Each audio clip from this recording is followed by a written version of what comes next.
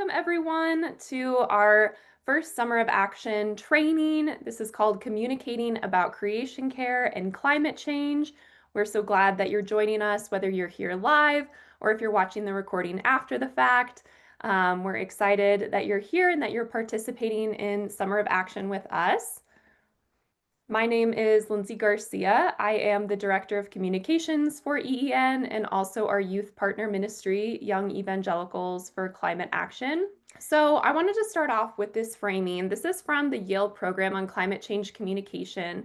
And you may have seen this before if you've been engaging with EEN for a while. This is called the Six Americas. And it's a way of viewing how Americans look and view climate change.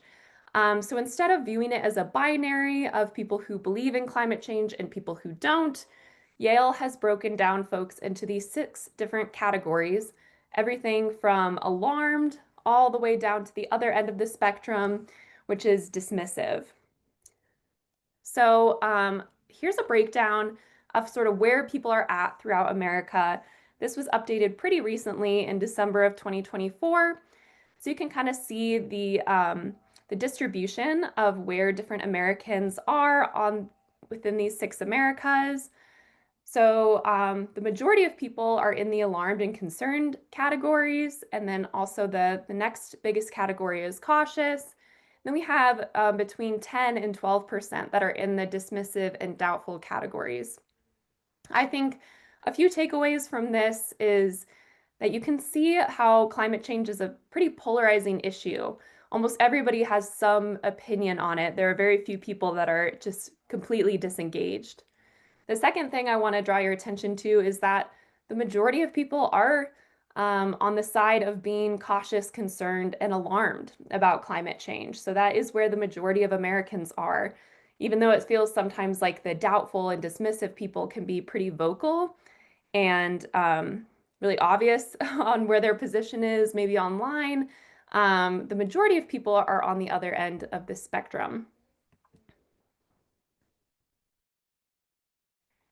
So kind of going along with this, a majority of Americans, this is also from the Yale program on climate change communication. This is from their sort of summary of their report in fall of 2024. They say a majority of Americans say that they either rarely or never discuss global warming with friends and family, while 38% say they discuss it either occasionally or often. So even though the majority of people are concerned or even cautious or alarmed about climate change, still the majority of people rarely or never discuss it with family and friends. So why is that? What makes talking about climate change so difficult for us? And I think this applies for talking about issues around creation care as well. So these issues about the environment, about climate change, they are related to some of our deepest commitments, identities, and values. In a way, they are a marker of who we are in regards to our religion, our politics, our communities, what we believe about the economy. So at its root, climate acceptance or skepticism, where you are in these 6 Americas, is an identity marker that anchors us within different communities. And moving away from these communities or having that threatened can be really scary and painful. So when we bring up climate change, it might feel like we're challenging somebody's identity. We're telling them that they're wrong politically or religiously. And it can feel like a really hot button issue to bring up with other people, which might be one of the reasons why we avoid it. So knowing that, how do we talk about climate change? And a big thing that I'm going to stress today, and this is why we opened with those 6 Americas, is that it's really important to know who we're talking to be focused on who we're having the conversation with, even more so than the message itself, is we want to be really focused on who's receiving that message. So I'm going to bring in some points from someone named George Marshall. He's the founding director of the Climate Outreach Information Network. And he kind of breaks down how to have successful and maybe not so successful conversations around climate change. So we're going to start with the not so successful and build up to the more successful conversations. So he has some points about when communication goes wrong around climate change. So we don't communicate as effectively as possible, according to George Marshall, when we lead and stay with science and statistics. This can be surprising to a lot of people because it feels like science and statistics, those are the hard facts. How could people possibly disagree with those things? But leading with those and only talking about science and statistics can sometimes turn people off to our message. It can feel really impersonal, not as close to home as we want our stories to be. Another way that communication can go wrong is if we use guilt, shame, and blame. If we stick and primarily focus on these negative emotions, it can drive people away. Shame, especially, is an emotion that disconnects people. When people feel shame, they want to turn away. And so we don't want to use only these negative emotions to communicate. If we use distant or far off impacts, I feel like the go-to example here is polar bears. And I like polar bears. I don't think that's a very controversial opinion. Polar bears are amazing animals. The baby polar bears are cute. But if we only talk about something like polar bears, it feels really far away. Most people are never going to encounter or see a polar bear in their life. So if we only focus on something that's really far away being impacted by climate change, we're not being as effective as we could. If we only use the language of scarcity, sacrifice, and loss, similar to the guilt, shame, and blame, these negative ideas are not going to be very appealing to people if we're only talking about the things that people have to give up, the things that there's not enough of, and the potential loss that we experience with climate change. And then again, kind of similar to the distant and far off impacts, if we give people irrelevant ways to respond.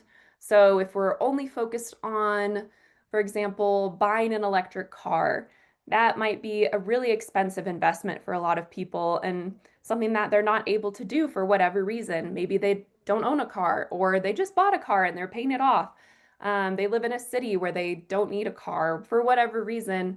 Buying an electric car might not be the best solution for people. So if we only champion one solution like that that doesn't apply to a lot of people, we're not being very effective communicators.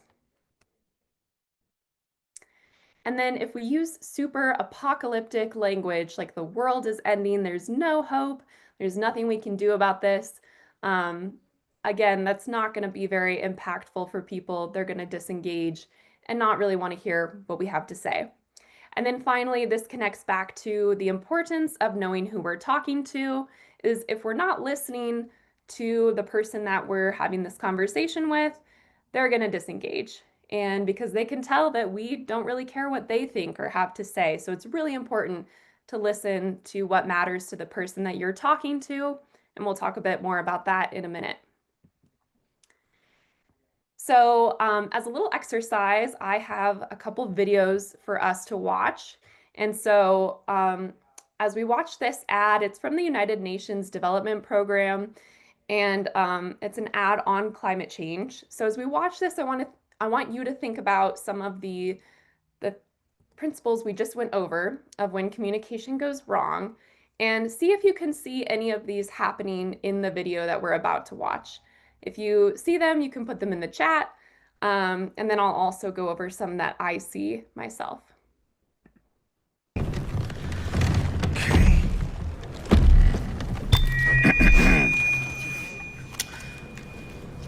Listen up, people. I know a thing or two about extinction. And let me tell you, and you'd kind of think this would be obvious, going extinct is a bad thing. And driving yourselves extinct? In 70 million years, that's the most ridiculous thing I've ever heard. At least we had an asteroid. What's your excuse?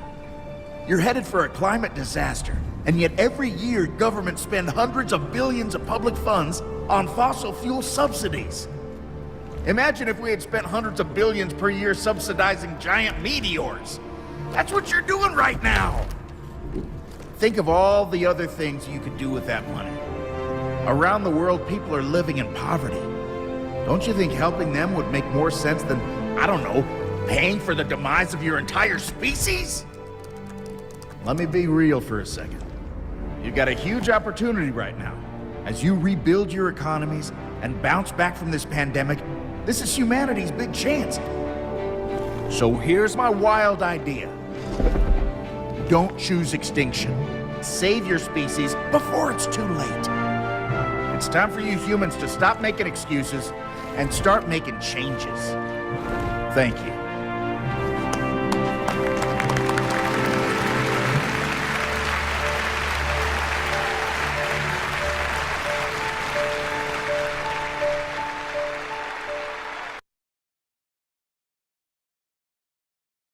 All right. Thank you to those that were putting some thoughts in the chat.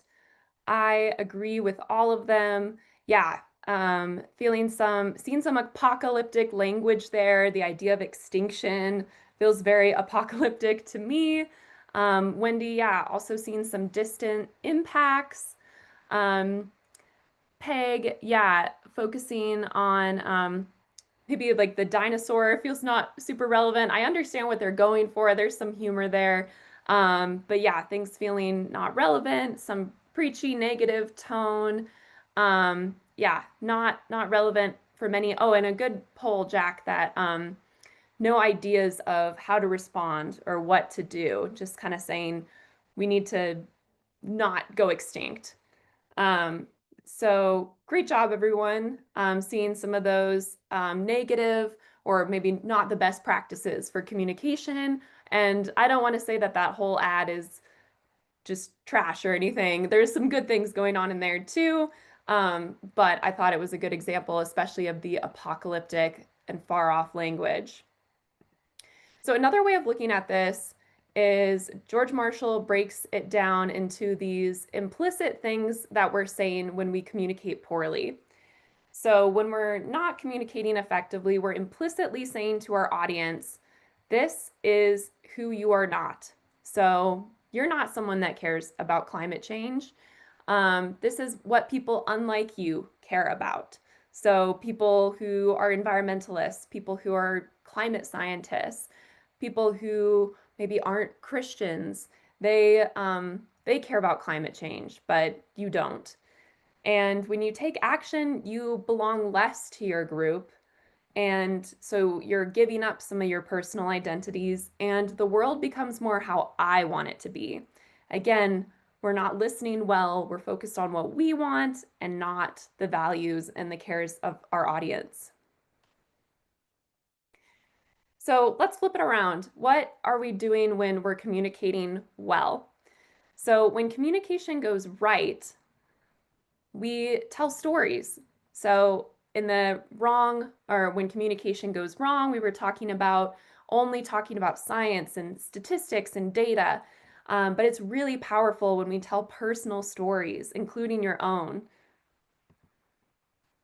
Also listening for values and connecting them to climate action. So again, listening to what your audience has to say. Maybe they really care about the health of their children and grandchildren.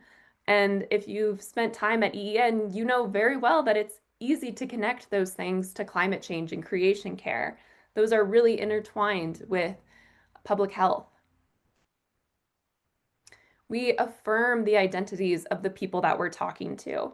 And I have some lists of identities on the right of the slide here. So it can be a personal identity. Are they part of a family? Are they a friend to somebody?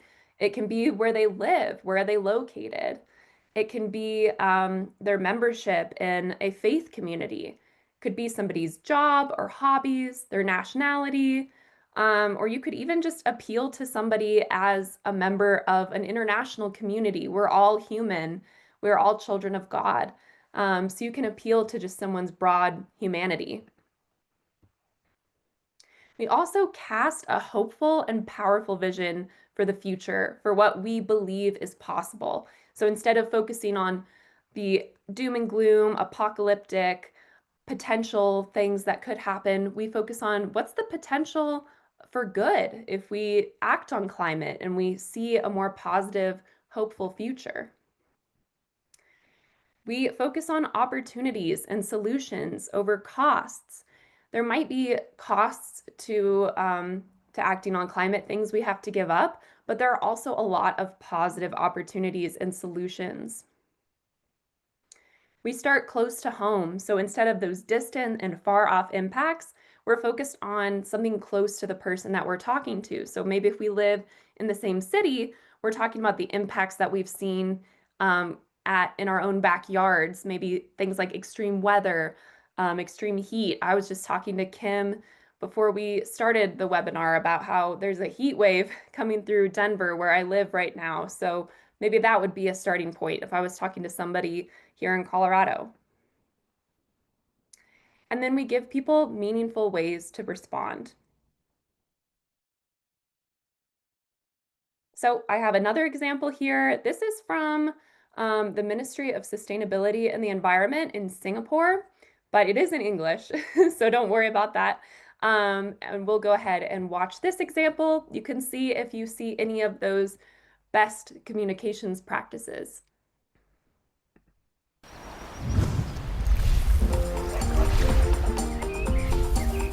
Every day, we get 24 hours to change the world. With the power of choice, it's a race against the clock to protect all that we love and care for. And there are many ways about it, so go green your way. Not sure how to start? Take a leaf from those around. Turn the corner down the block. Recycle more and recycle right. Use your hands for a simple fix to keep the things you love going. Power up your day. It's a breeze at 25 degrees.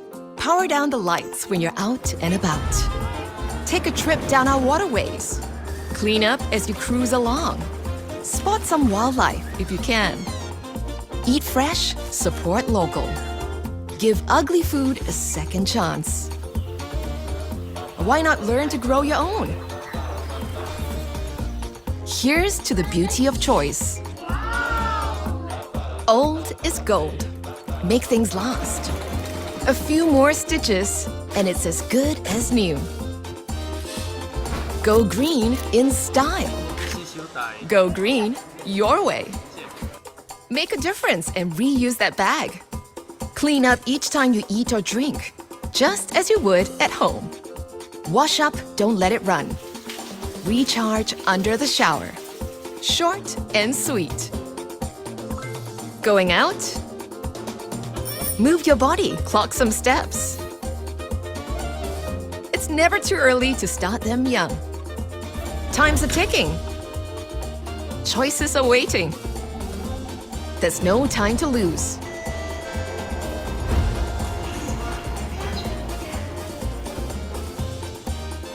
You have the power to choose. Go green your way.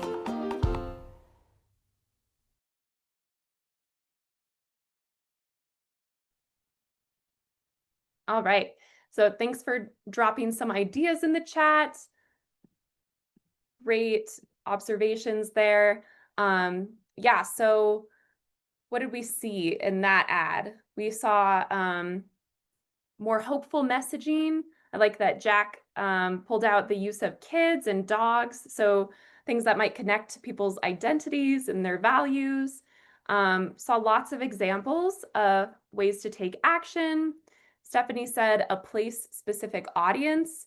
So this might not be our place. I don't think anyone is on from Singapore today, although we have had people from Singapore on these webinars before. But for those that are viewing this ad in Singapore, they saw some familiar places. So it feels close to home. Yeah, focusing on opportunities and solutions over costs, and connecting them back to values and identities. Yeah, good poll, Wendy. Even the music in that ad was more positive than the first one. Obviously, these ads are going for different audiences. They're going for a different tone. But I just like to kind of use some examples and visual examples for us to look at when we're looking at ways to communicate. So again, these implicit messages when we're communicating. these are kind of the opposite of the ones that we saw earlier. Good communicators are implicitly saying, this is who you are. You already care about climate change and creation care. This connects to your personal identities and values. This is what you care about. And other people like you are concerned about climate change. And when you take action, you actually belong more to your group. So if that's being a parent, a Christian, engineer, all these different groups that people belong to, you can actually be a more meaningful and active member of that group by taking action. And the world becomes more how you want it to be. Maybe that's a healthier place for your child to grow up in, a healthier world that you can go enjoy with your pets, a place that is economically thriving. So if we listen to those values and respond in ways that are meaningful, we'll have a much better communication experience. Another way of looking at this is from Katharine Hayhoe, who is a climate scientist and communicator. She's also an evangelical Christian. She breaks it down into these 3 steps to have better climate conversations. So she breaks it down into bond, connect, and inspire. So bond is you start with those shared values. You find common ground, you talk about what is important to you, think about what do you have in common with the person that you're talking to. Connect is connect that value to climate change. So talk about how climate change connects the things that everybody cares about. So Katharine Hayhoe has this quote where she says, everybody has what they need already to care about climate change. They just need help making that connection. And that's where we come in with knowledge of how climate change is connected to things like weather, the economy, poverty, public health. And then finally, inspire, which is when we give people ways to respond, we demonstrate working solutions, positive ways that they can apply what they've learned already to where they live, to how they live. So giving them those practical solutions. So I subscribe to Katharine Hayhoe's Substack newsletter. I get it weekly. And this was a quote that she had in there just this week about why it's important to talk about climate change. So she says, talk about why you care about climate change. How is it affecting the people, places, or things you love? Share the small victories, yours and others, and celebrate them. Use your voice to advocate for change where you live, work, study, or worship. I think of this as engaging the head, the heart, and the hands. What's happening? Why does it matter? And what can we do about it? So the next step, as we think about these best communication practices, is crafting your own story. And I'm going to leave you with a bit of homework because we're not going to have a ton of time to do this today.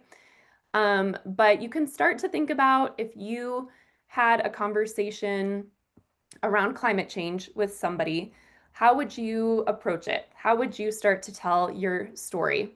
So here are some reflection questions that I have for you. And again, you can come back to these when you receive the recording as you have time.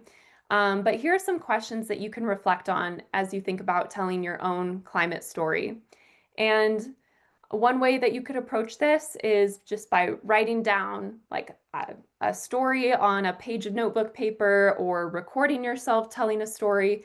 But you know, the circumstances in which you might tell your story could be very different. It could be sharing about it at church, or it could be in a quick conversation you have with somebody in an elevator. You know, that's kind of the go-to response, your elevator pitch. But it could also be if you're having lunch or coffee with someone. So you can think about these different scenarios and how would you apply the things that we've talked about given the scenario, given your different audience. But here are some reflection questions that can help you think about how you might tell a personal climate story. So first, how as a Christian have you come to care about the climate crisis? What have you been doing in your own life in response to this concern? And that could be as simple as coming to this webinar, engaging with EEN, or it could be something like recycling, doing compost, trying to use less energy or water. There's tons of examples. What is your prayer for our church and for our political leaders? And kind of along those same lines, what is the change that you hope to see? And so, if you want some more inspiration of people that have recorded and shared their own personal stories, I've included a QR code down in the bottom right corner. That will take you to EEN's tribute page where people have shared their own climate testimonies. So you can watch those after the webinar today.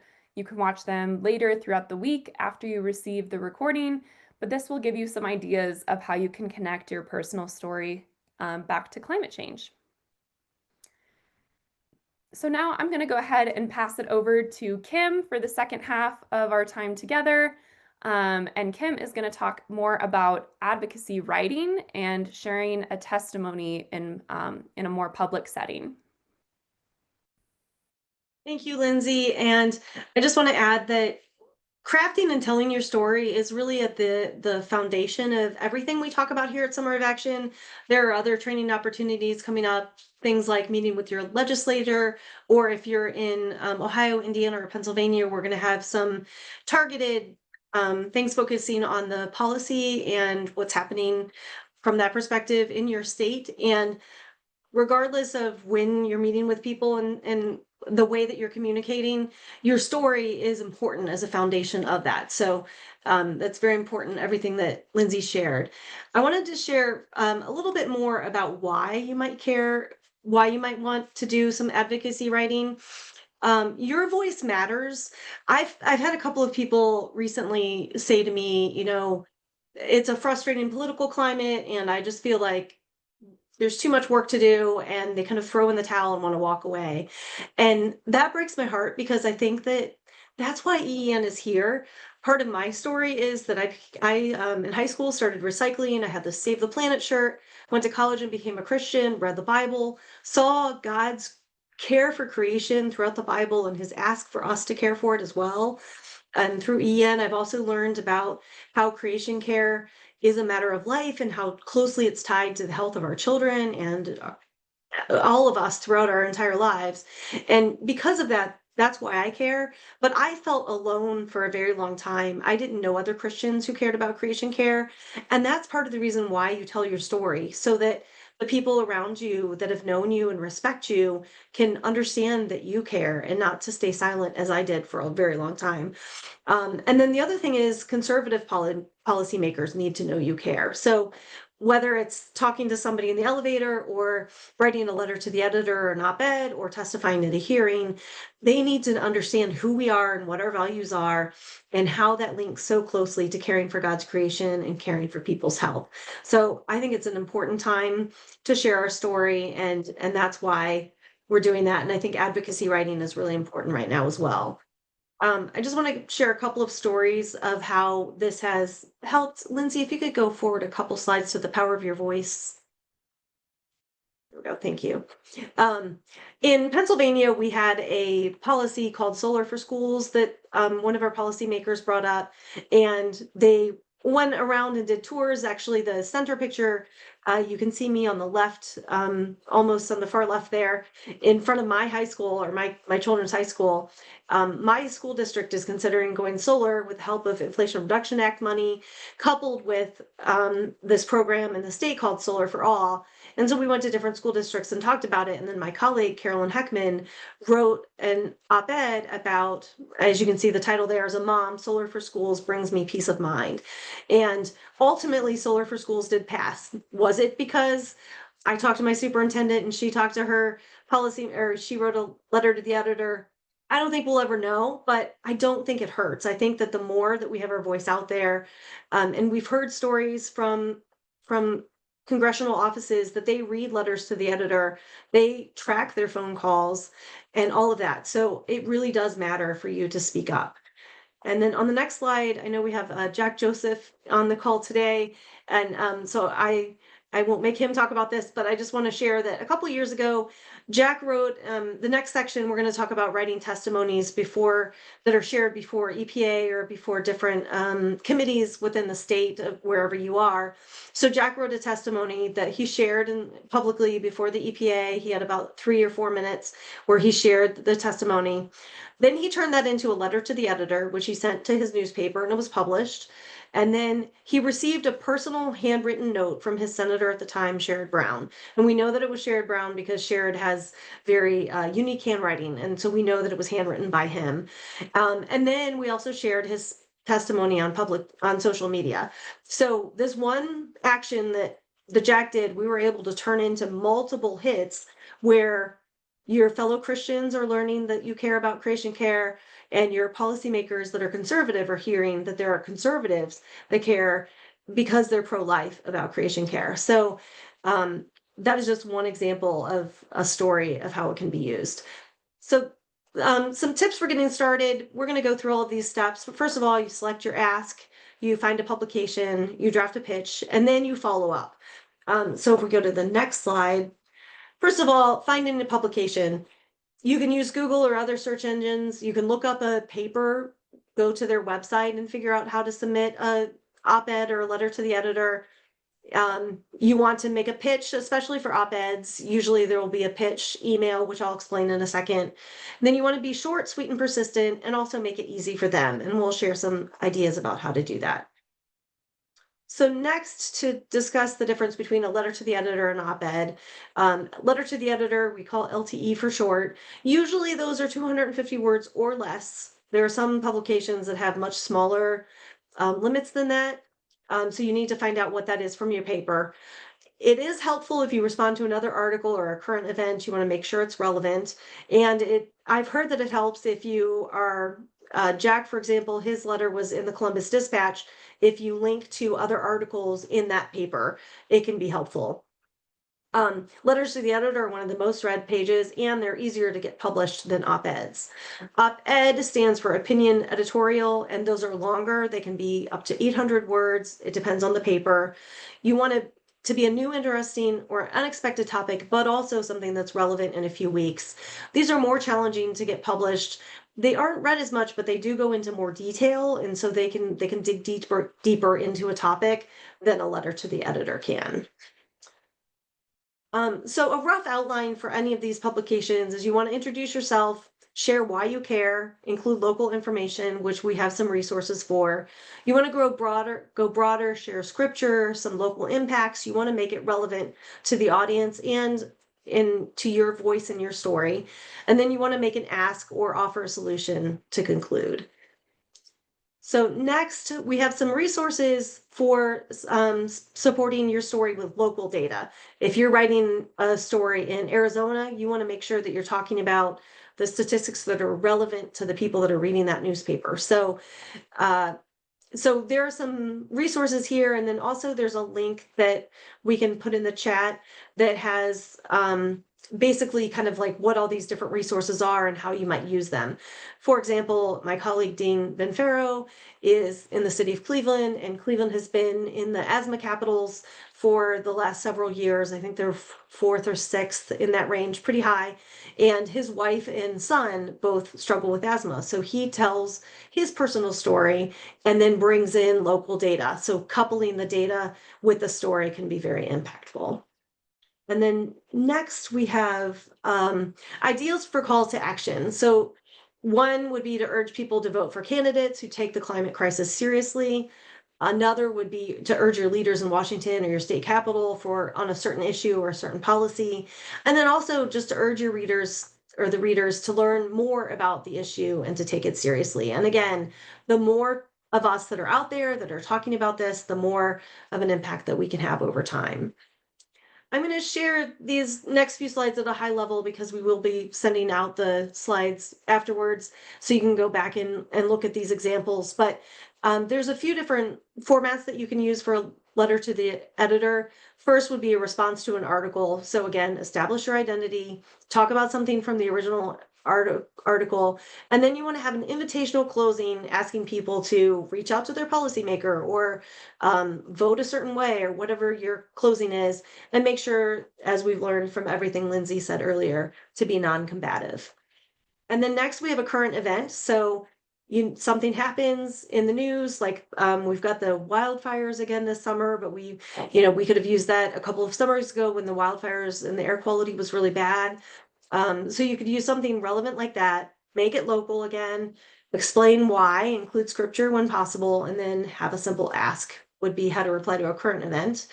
And then if you want to highlight an issue or a proposed bill, you would start out with why, introduce the issue or the bill, make it local, and then have a simple ask. So those are some examples of a letter to the editor in different formats that you can use. They don't all have to look the same, and they can all be very different, even on the same topic. In terms of an op-ed, these are the steps that we're going to go through. So a lead would be an attention-grabbing opening, usually around a news hook. A thesis can be explicit or implied, so you don't have to have like a thesis statement like you did in high school English. And then evidence-based arguments, stats, news, reports from credible organizations, quotes, scholarship, history, firsthand experience, etc. And then you're going to have 3 supporting points with evidence, and then you'll have your conclusion. So those are, again, longer, but also very important. So then the lead, to go into a little more detail, you want to maybe use the news to come up with a hook.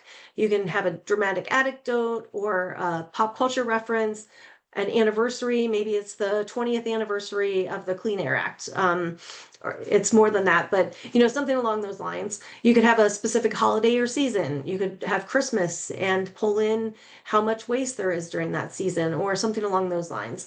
Citing a major news story and then making it personal. Always ensure that you are making it personal and relevant, because that is what your readers care about.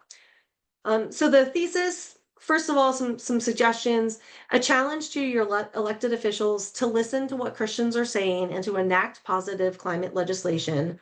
A call for fellow Christians to hold elected officials accountable for bold climate action, or an argument for Christians who are taking climate change seriously and taking action. And if you have other ideas, feel free. You can reach out to me, or you can email support@creationcare.org, and we can work with you on what your thesis and what your lead would be. So pitching your op-ed, and again, there are some resources in here that we'll go through at a high level, but you'll have in the slides that you can refer to later. So once you've picked your op-ed of choice, you want to craft your pitch. So you start with, why me? Why am I the best person to write this piece? I gave the example earlier of Carolyn had as a mom, that was the key point of her op-ed. Why now? Why is this newsworthy? Why is it important in this moment? Editors want to know that the op-eds are going to be read, that people are going to be looking at these, and so you need to make it relevant for them. So what? Why do people care? And then you want to make sure that your thesis is in the first sentence or two, and then your pitch would be an email, 150 words or fewer, not too long. And then you can copy and paste your piece directly in the body of the email. And I will stress this: follow up. I've had op-eds published where I sent it out, you don't hear anything for a few days, you follow up a couple days later, and then the editor will take a second look at it and get it published. So it is important to follow up. Some more detail: you start off with the pitch when you're sending the email out. You want to make sure that your subject is clear with a possible headline. You'll copy the whole piece into the email.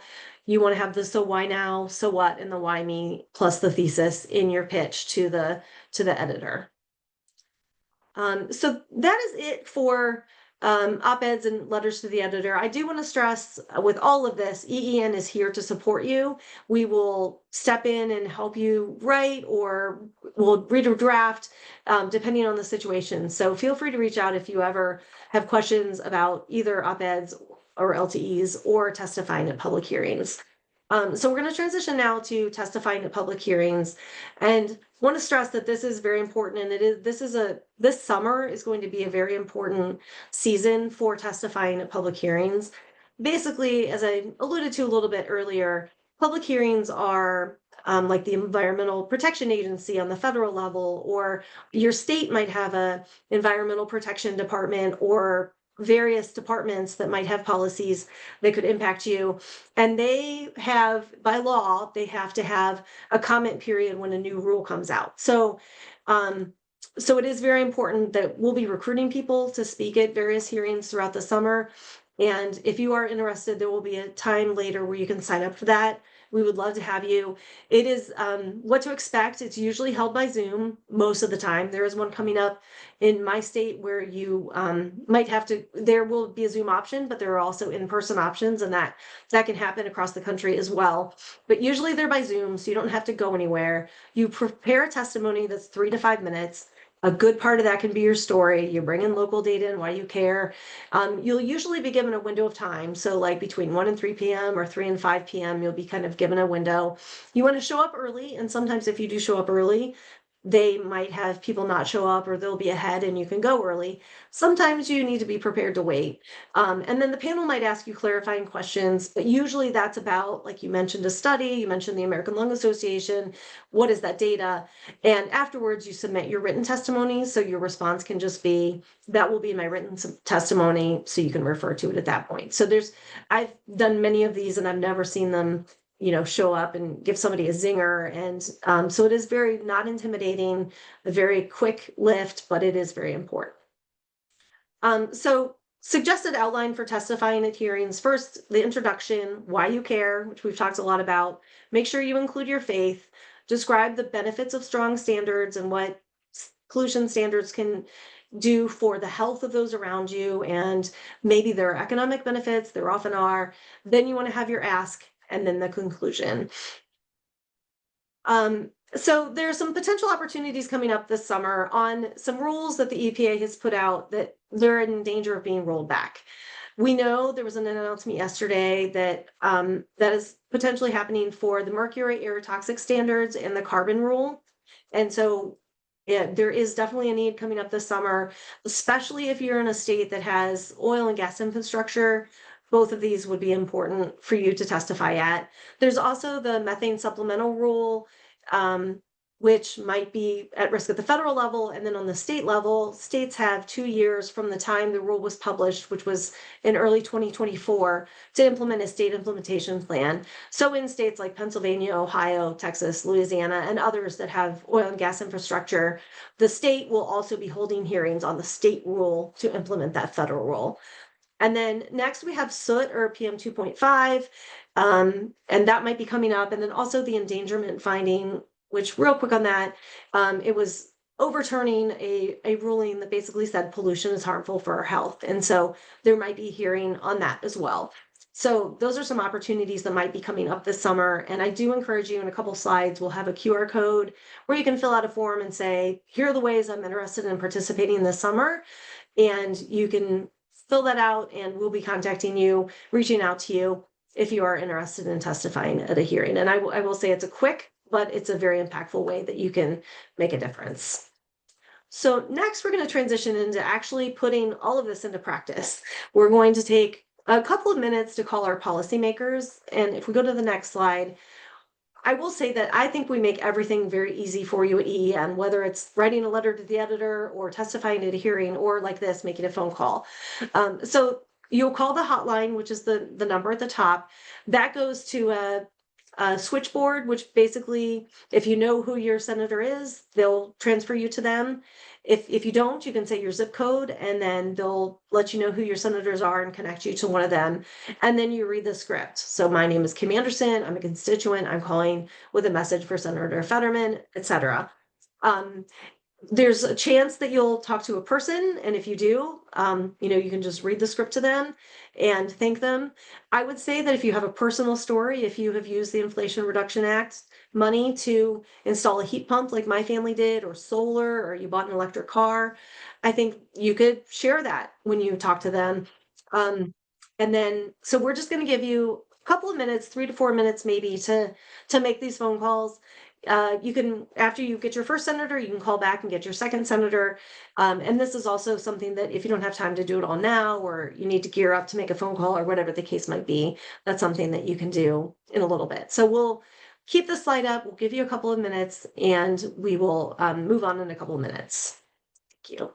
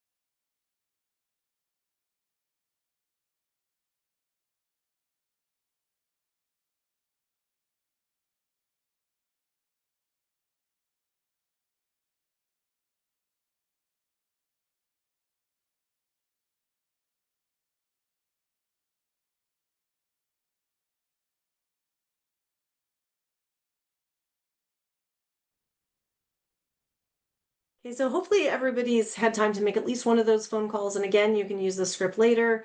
I do want to stress that if you did this with us during the Summer of Action kickoff, it doesn't hurt to call a second time. The rule has now progressed from the House to the Senate. And if it's passed in the Senate, it'll go back to the House. So even if you've already talked to your office, it doesn't hurt to continue to stress to them how important it is to you. And like I said, if you have a personal story about this, share it with them. And that will be helpful. So before we conclude, I wanted to open up the lines to ask how you felt with that.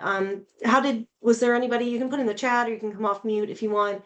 How did making that phone call make you feel? I know that personally, when I first did that a few years ago, it did feel very good. It made me feel empowered, and I've heard that from countless people in my time here at EEN. So Peg said that it's easy to do, and that is so true. They do make it easy. The government makes that easy, and then having the script hopefully makes it even easier for you because sometimes it's hard to know what to say. So thank you for sharing that.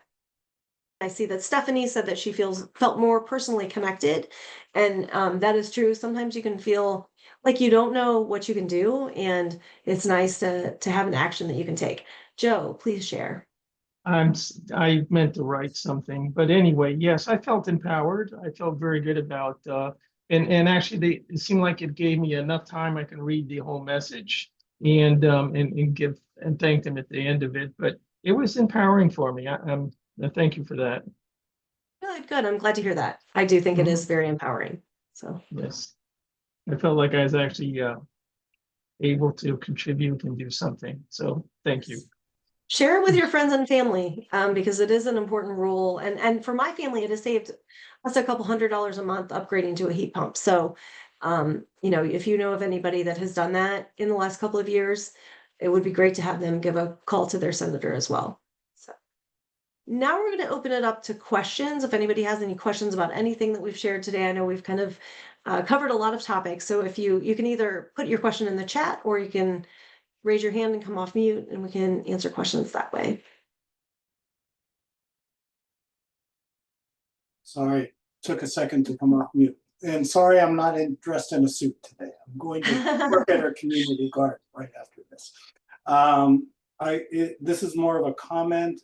Though we kept talking about climate change, I think this applies in general to environmental concerns, because I think climate change has become very politically charged, that we might even want to avoid that term and talk about conservation or caring for, the creation, as much. I realize climate change is the key issue, but it is not the only issue that we want to deal with. So that's my point. So. Yeah, that's a great point. Whether it's, it doesn't even have to be an environmental issue. All of these principles apply to any political issue that you might want to take action at on the federal down to the state level. You can use these principles for any of those things. And Jack is right. We often, we do care about climate change, but we talk a lot about children's health because it is, when you want to know your audience, it is something that evangelicals care about, as do we. So it is something that we kind of start there and move on from there. And we talk about the economy and jobs that can be created and those things. And I see a question in the chat from Peg. What about those of us who don't live in the states you serve? Peg, we do serve the whole United States, but we do have like a focus in some states, but that doesn't mean that we won't work with you. So if you can reach out either to me at kim@creationcare.org, or you can reach out to EEN in general at support@creationcare.org, and we are certainly happy to help you. I forget, I think I saw in the chat where you are. We're happy to talk to anybody. I've talked to people in many of the states across the country, so that is a good question. Michigan, yes, we do. We even have a staff member in Michigan. So, any other questions? Okay. Well, I know we have only a couple of minutes, so we're going to close up with a couple of follow-up options for you. First of all, I mentioned earlier, if you want to take any of the actions that we're talking about this summer, starting with testifying at public hearings or meeting with your policymakers, you can use the QR code on the screen. And we also can, when we send out the recording, we can share a link so that you can, if QR codes don't work for you, you can follow the link to sign up. And it's a form that asks you how you want to take action, where you are, and we will reach out to you to follow up on those actions throughout the summer. And the next slide, and Lindsay also put that link in the chat. On the next slide, there are a couple of trainings. So Summer of Action is a series of trainings that happens throughout the summer. We've had the kickoff. This was communication. We will have a social media toolkit and a video walking through that, and that will be coming soon. And then we also have a meeting with your policymakers on June 26th. Jessica Mormon will talk about how you can talk to your policymaker, whether they're on the federal level. And then if you're interested in doing that, we can help set up those meetings for you as well. And then finally, we have a prayer meeting coming up tonight. So I know that some people are discouraged, or if you just generally love to pray like I do, Dean Van Furrow will be leading a prayer meeting this evening, and the QR code to register is there. So I thank you all for coming. I do want to stress it is an important time to share your voice, and EEN is here to help you. So do please reach out if you have any questions. We would love to help you. Thank you all.